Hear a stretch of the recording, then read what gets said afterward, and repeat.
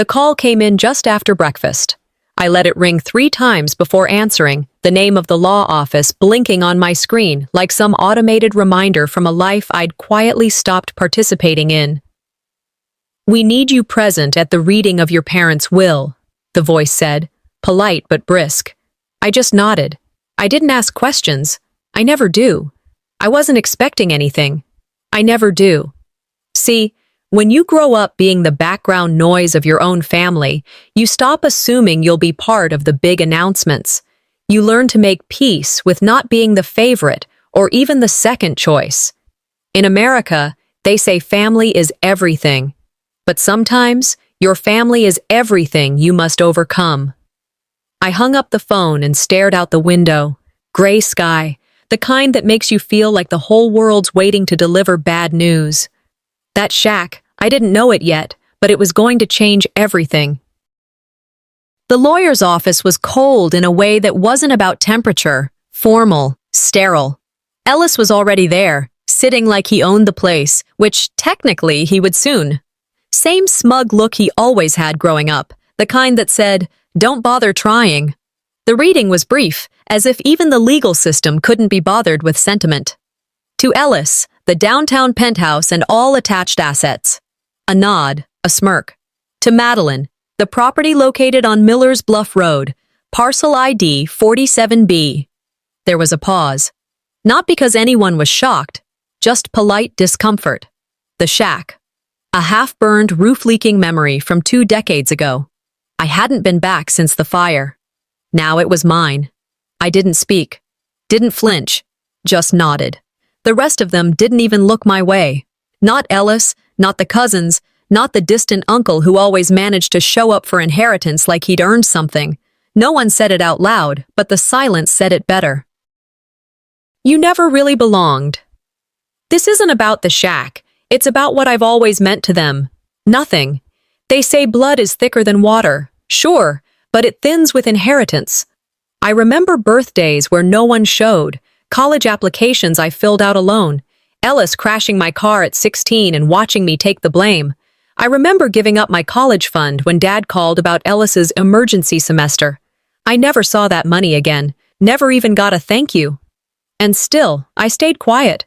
Favoritism doesn't always scream, sometimes it just whispers loud enough to drown you out.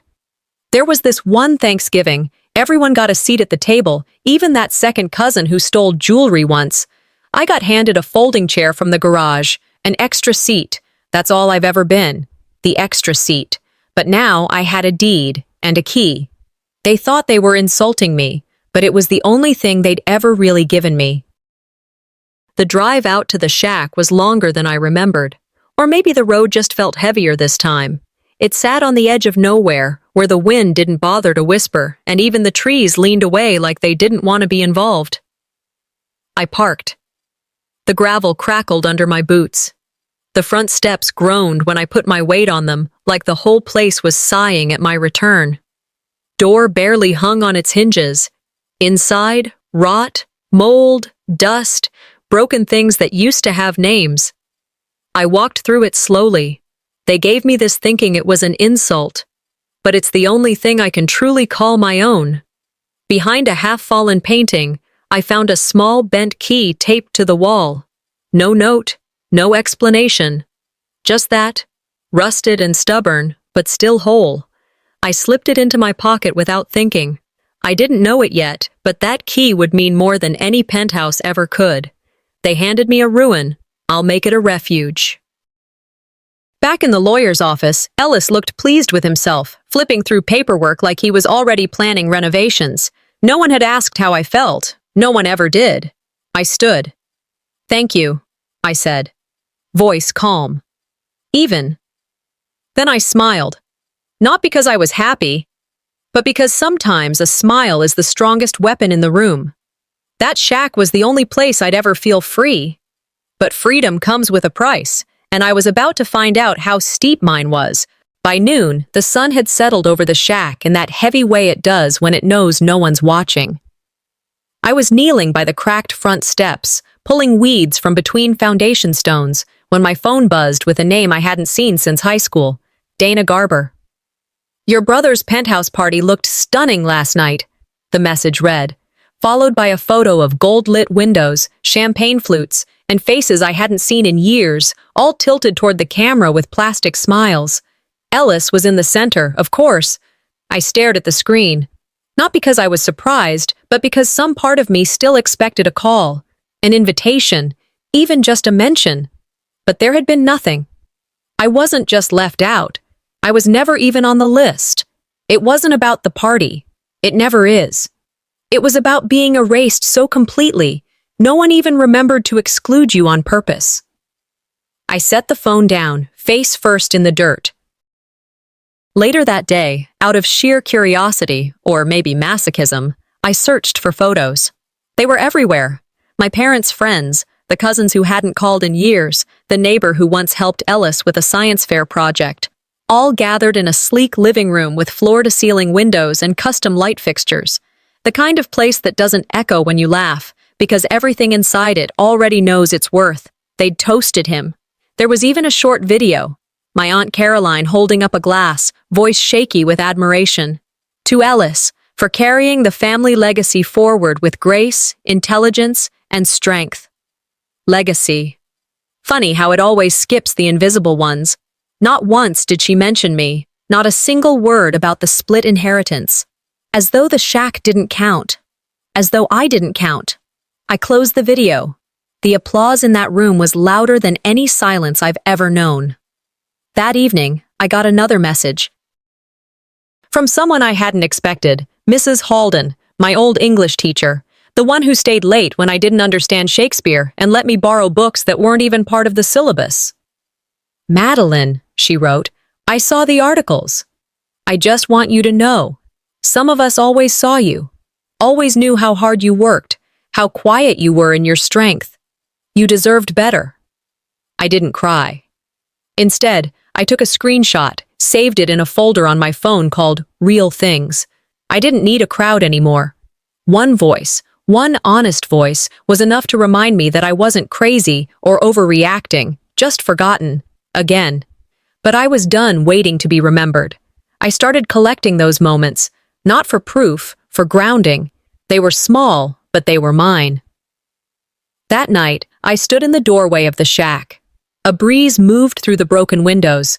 In the backyard, something metallic glinted in the dirt. I walked over and found an old shovel, rusted but solid, like it still remembered work. I stood it upright, brushing off the handle. I didn't want the penthouse.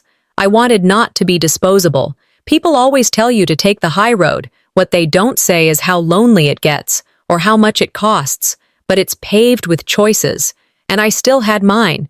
They didn't forget to invite me. They didn't want me there.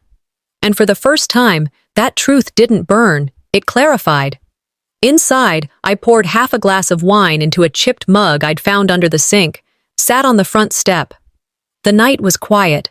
The kind of silence that lets you hear your own heartbeat again. Let them toast the penthouse. I'll rebuild the foundation they abandoned. I raised the mug, tilted it toward the empty yard like it was full of witnesses, to starting over. But the past has its own way of knocking, and mine was about to break the door down. It started with thunder, loud enough to shake the loose paneling in the hallway. The rain had come down fast, thick, like the sky finally got tired of holding back. I wasn't planning to be inside all day, but the shack had a way of rewriting your plans without asking. Power went out not long after noon. I felt my way to the kitchen and rummaged through an old cabinet for candles. That's when I noticed the writing desk, tucked in the back corner of what used to be the living room, now more like a large, dusty box with ghosts. I hadn't opened it before, didn't care to, but with the storm keeping me captive and no distractions left, I pulled up a chair and tried the drawers. 3 slid out fine, mostly empty, except for a dried-up pen and a button. The 4th one didn't budge. I tried again. Nothing. I grabbed a fork from the kitchen, wedged it in the side, and gave it a careful yank. It popped open with a groan, like something remembering pain. Inside was a stack of old legal documents, receipts faded from years of damp air, and one envelope, yellowing, sealed, and labeled in my mother's handwriting. At first, I thought it might be a birth certificate, or maybe a property deed. A part of me even wondered if it was a note, something warm, motherly, explaining things, apologizing even. But sometimes what you think is a treasure map turns out to be a blueprint for heartbreak. I turned on the flashlight on my phone and opened the envelope. It wasn't addressed to me. It was to someone named Peter M. Dalton. The date was from a year before she died. My name was there, not highlighted, not bold, just mentioned, as if I were a line item in a report. She's never had the sharpness Ellis has, it said. Always soft, too emotional, not fit to manage anything real. I blinked, read it again, and again. No mistake. That wasn't disappointment. It wasn't misunderstanding. It was judgment.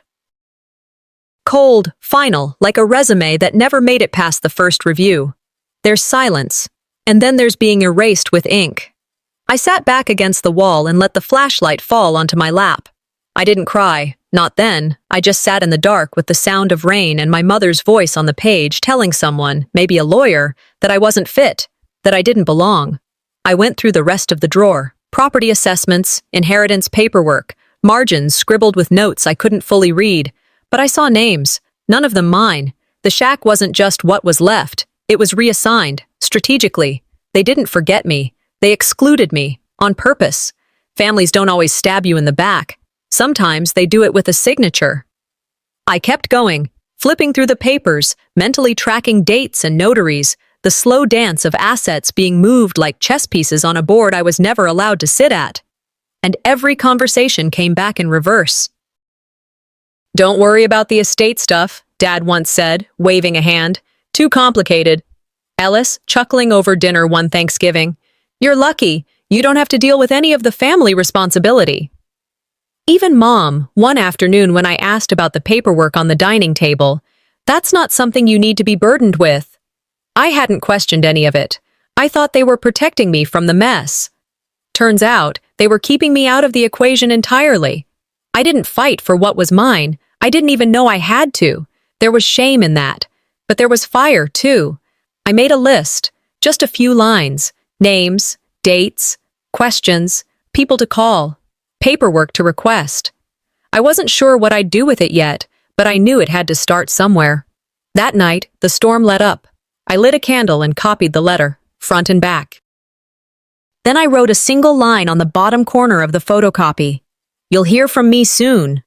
I folded it, placed the original back into the drawer, and closed it gently. This time, I didn't need a fork. I always thought the shack was the insult. But that letter, that was the declaration of war. I met Ellis at a small cafe tucked off Main, the kind of place that tried to be quaint with mismatched mugs and too many chalkboards. We hadn't sat face to face in months. He greeted me with that same old grin, polished, practiced, and hollow behind the eyes. "Look at you," he said, pulling out his chair. "Still hate cream in your coffee?" I nodded and gave a soft laugh, like we were just siblings catching up, like nothing had been stolen. I had the copies with me, the letter, the will, folded tight, sealed in a plain envelope, tucked in the bottom of my bag beneath a paperback no one reads twice. Ellis sipped his latte, crossed his legs casually. I waited until our orders came before leaning forward. "Did Mom ever mention the inheritance to you?" I asked. His brow furrowed slightly, just enough to sell the performance. "You know how Mom was," he said.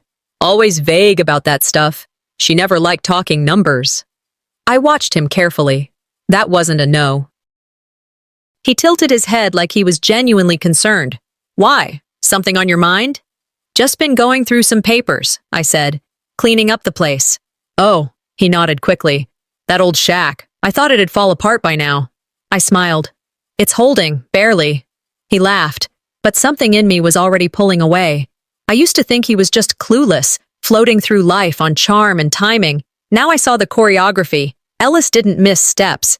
He danced around the truth like he'd been trained. I decided to lean in closer. "I always thought Mom had different plans," I said. He shrugged. "She worried about you. Said you were sensitive. The word she used, not me." I let that hang. "She just didn't want to overwhelm you," he added. I looked down at my coffee. Lukewarm now. "You got exactly what you could handle," he said gently. There it was, the rewrite. I didn't get cut out. I got protected.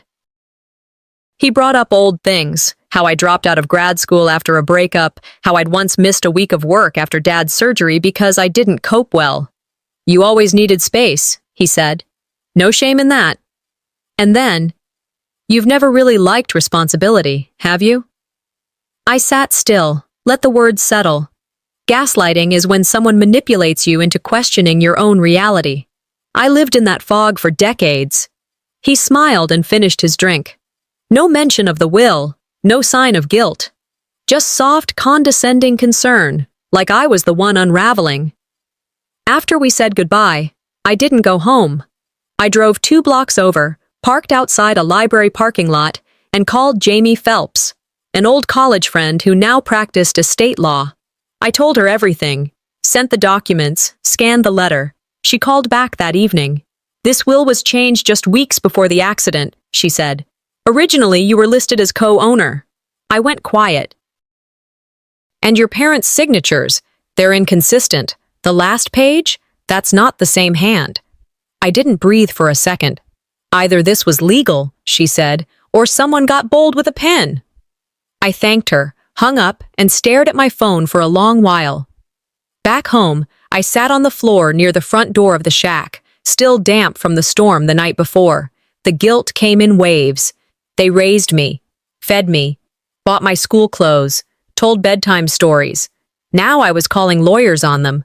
But then I remembered the way Dad used to shut me down at the dinner table. How would you know? He'd say, when I had an idea. You've never run anything. He always spoke like my thoughts were interruptions. Ellis's were investments. I realized something then. I'd spent most of my life trying to earn the approval of people who never respected me. Sometimes love isn't real. It's just the thing we cling to when we're scared to be alone. But I wasn't scared anymore. I opened my laptop and started drafting a file titled Motion to Contest. I messaged Jamie again, told her I was ready to proceed, pulled out every old file I'd saved, kept the cafe receipt too, just in case. He didn't deny a thing, not directly. That was enough for now.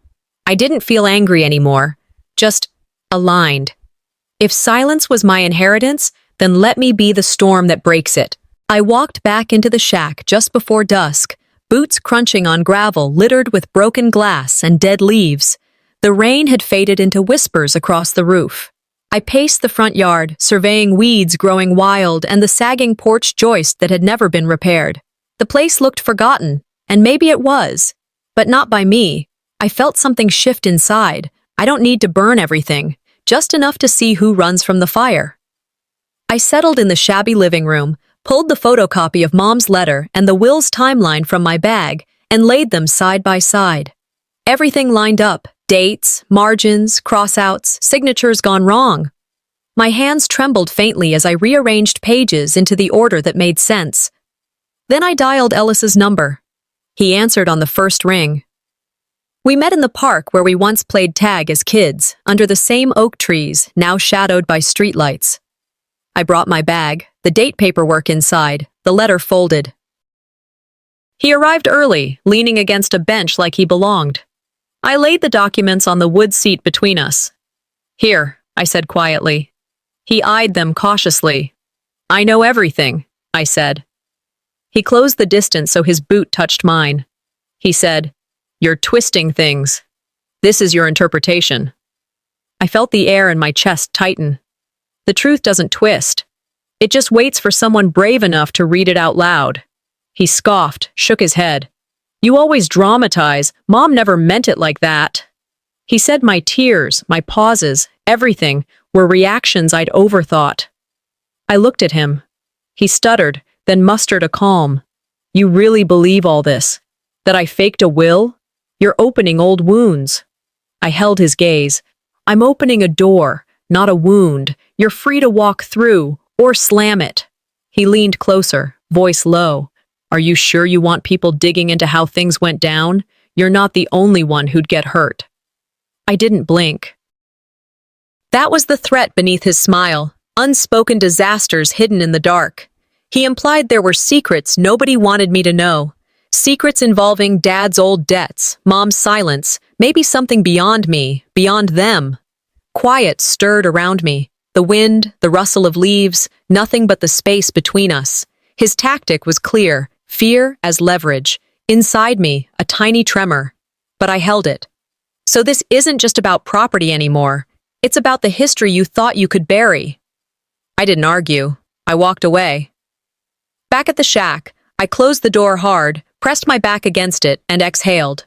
I opened my laptop, organized the scanned copies. I drafted a message to a local journalist I trusted. No accusations yet, only facts. If they want to weaponize the past, I typed, I'll be the historian they regret waking up. I messaged old neighbors, distant relatives, anyone who remembered me, collected whispers.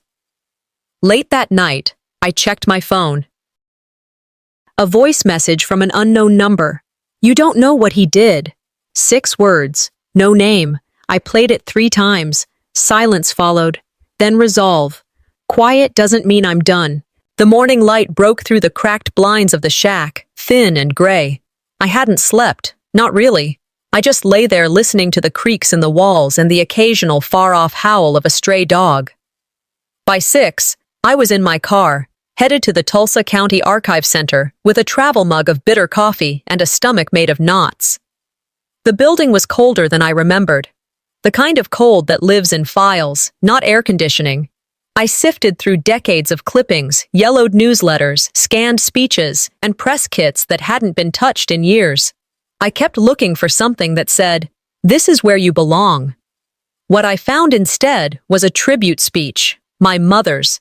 A printed transcript, likely from a fundraiser 2 years before the crash. She was the keynote speaker, and in all 8 pages she mentioned Ellis 9 times. His leadership, his vision, his loyalty to the Colfax name.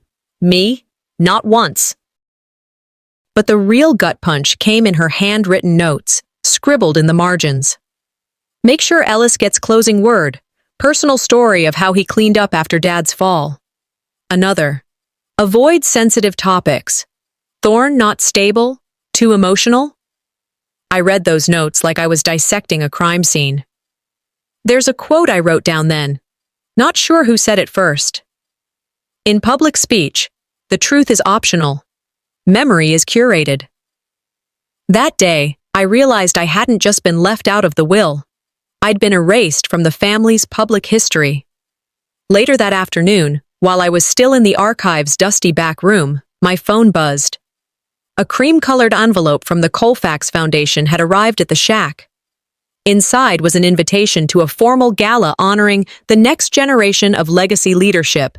They'd printed my name, Thorne Colfax, misspelled. Both names. It wasn't just a typo. They had the resources to get everything right down to font weight and paper stock. This was a message. You are not one of us. I sat there in the car holding that thick, pretentious card like it was ticking. I didn't tear it up. I didn't frame it. I put it down on the dashboard and whispered, "They know how to insult without shouting. Watch me inside that silent knife." I needed more than documents. I needed people who remembered the truth. I reached out to Mrs. Gaines, our old neighbor from 3 houses down. She said she remembered seeing me repaint the front steps while Ellis was being praised in the paper for his leadership on community projects. She laughed bitterly. "Funny, you always did the work. He always got the ribbon." Another woman from our old church said she used to ask why my name wasn't on the family holiday newsletter. "Your mom said you didn't like being in the spotlight," she told me, "but you were always in the kitchen setting things up." Each call gave me one more thread. I started mapping it all. Side by side, the public story and the life I actually lived. It was staggering how deep the erasure went, how quiet it had been, how effective. By midnight, I sat at the tiny table in the shack with a fresh Word doc open on my laptop. Title: I am Thorne Colfax, not a typo. I didn't publish it, not yet. Instead, I took the original invitation, corrected the spelling in thick red marker, folded it twice, and drove over to Ellis's place. It was late. I knew he wouldn't be up. I slid it under his front door. No note, no name, just a correction. They may miswrite my name, but they cannot rewrite my story. I got the invitation mid-morning, embossed card, gold seal, elegant script. The Legacy Project grand opening. Downtown. All the names attached. A ribbon-cutting event. The place that used to be my design, drafted when they said I'd be part of the future. Now they're building monuments on it without me. I dressed plainly, as inconspicuous as I could, clutching the letter and its copies in my bag. I told myself, they built a monument on my foundation. Now I walk its perimeter. And I would be there. When I arrived, the place gleamed. Polished stone, glass facades, lights and applause already humming. Press and dignitaries lined paths, officials shaking hands. I slipped in from the rear, staying under the radar. Ellis stood at the podium, speaking to cameras, calling this moment a celebration of heritage and progress. The plaque behind him read, "Built in the name of Ellis Creed." No mention of original design, no hint of who laid the groundwork. Every eye on him, some nodding, some applauding. I felt a strike in my chest, watching applause I deserved. He glanced my way for a second, as though sensing a shadow, but only a fraction of recognition or threat flickered before the crowd swallowed both. After the speech, the opening proceeded, ribbon cut, confetti showered, cameras flashing. I hovered at the edges, heart beating loud. Then a reporter approached me quietly, handed me a phone. "You should see this." I opened it. An email thread forwarded, Jules's name all over it. It outlined how pages in the will had been forged, how signatures were altered, how versions were deleted, version 3.4, 3.5. Ellis's name repeated. Logic, dates, details. Twist. S15. The leak tore the veil. I read it fast. His breath staggered. Someone had preserved the drafts. The scaffold of lies lay exposed. He believed no one outside knew. But now I held the weapon. After the ceremony, backstage, I cornered him in a dim corridor behind curtains. "Forged pages, version 3.4, I said, holding my phone steady. His face flickered. He masked it with a shaky laugh. "You're reading false proofs," he said. "You turn everything into conflict." "Don't joke about your crimes in front of me," I said softly. I watched his jaw clench. He breathed and whispered, "You're walking into dangerous territory. Public battles cut deeper than whispers." I looked him in the eye. Didn't flinch. He had tried to move the game behind closed doors. Didn't work. I stepped back. Outside, the neon glint of downtown watched me walk away. I replayed the email in my mind. I started drafting a press release. The web was tangled, but I would unravel it, strand by strand. A web this large only falls from the top. Tonight they built their shrine. Tomorrow, I'll dismantle it, stone by stone. I slipped into the archive's restricted section at first light, heart racing. The echo of my footsteps was loud in the corridors. I carried the old ballet shoes in a cloth bag. They were light but heavy with memory. With each step I took, adrenaline throbbed behind my ribs. Silence surrounded me. I felt exposed but determined. I located the files, past performance programs stored in a faded metal case.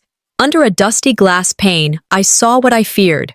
A program listing my name in the cast, then crossed out in pen later editions. I grabbed my phone and photographed both versions side by side. The original, proud, the edited, empty. They removed me without erasing the memory, until I found the proof. Later that same day, I posted a short piece on a respected local news site. My name was removed, not by accident. I attached images, the ballet program, the forged will, the letter from Mom. Within hours, shares and comments piled in. People tagged the story. Reporters reached out. And twist S16. Audiences saw that name deletion, felt it as a wound. Blogs picked it up. The narrative I'd carried in silence suddenly had echoes. Then, a name I least expected appeared, a former dance partner. He came forward publicly, confirming I'd performed that night. He remembered how I practiced late, how my name was dropped from programs mid-season. Twist S17. His statement undercut the public image Ellis built. He posted his photos, his voice. Nearly everything I'd held inside became visible. Ellis responded quickly, issuing a statement claiming miscommunication, labeling me a liar seeking attention. He sent letters to media allies, planting rumors. Jealous sister, bitter feelings fueled by envy. Behind the scenes, he pushed narratives painting me as emotionally unstable, chasing credit I never asked for. He tried to spin it. I watched the manipulations roll out. He still tried to own the narrative, but now he was cornered. Night came. I sat at the table in the shack with stacks of drafts, lawyer notes, witness statements.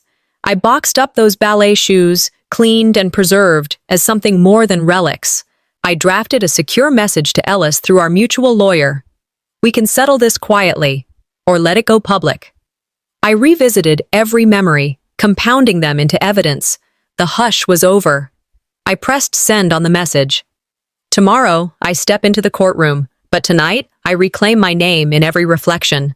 I stood outside the courthouse before the sun had fully risen. The sidewalk glistened from last night's rain, and I could feel my hands shaking just enough to notice. But I wasn't afraid, not anymore. I held a manila folder in one hand, will copies, emails, statements, and in the other, the sealed box Mom had left me.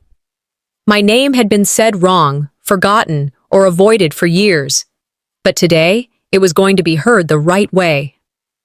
The hallway buzzed, lawyers adjusted ties, reporters murmured, bailiffs posted at doors like statues.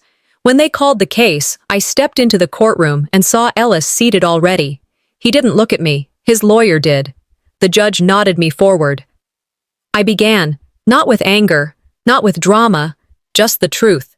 I told the court about the silence, about being erased in plain sight.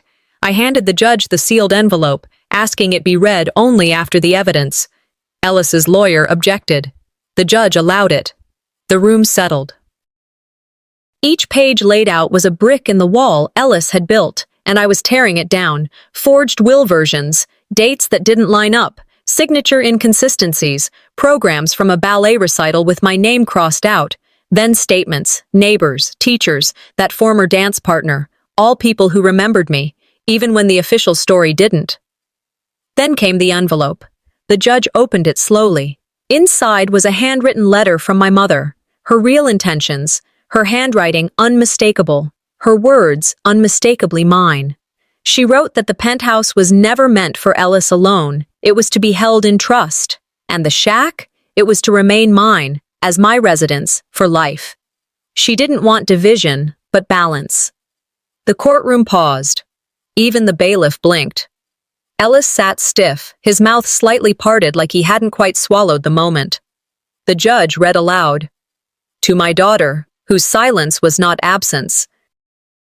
This home is her breath, her ground, her memory. You could feel the room lean. The ruling came swift. The court would honor the original directive. The penthouse was frozen under joint ownership. The shack was mine, undisputed. Ellis's lawyer attempted a protest, but the evidence held. Outside, the press swarmed, flashbulbs, voices shouting, headlines formed as I stood silently at the steps.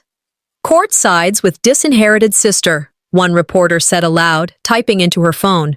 I didn't smile, I didn't wave, I wasn't there for applause. I walked past Ellis. He avoided eye contact. Back at the shack by early evening, the land felt different. Not just legally mine, emotionally mine. I walked the perimeter, touched the worn walls. Inside, I placed the now empty box on the mantel. I sat for a moment. No one was clapping, and that was just fine.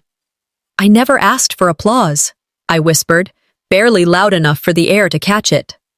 I asked to be seen. I lit a candle. Well, no ceremony, just presence. I stayed there, letting the quiet take up space for once. That night, I posted a message. They handed me ruins. Today I stand in my name. There was no pretending everything would heal.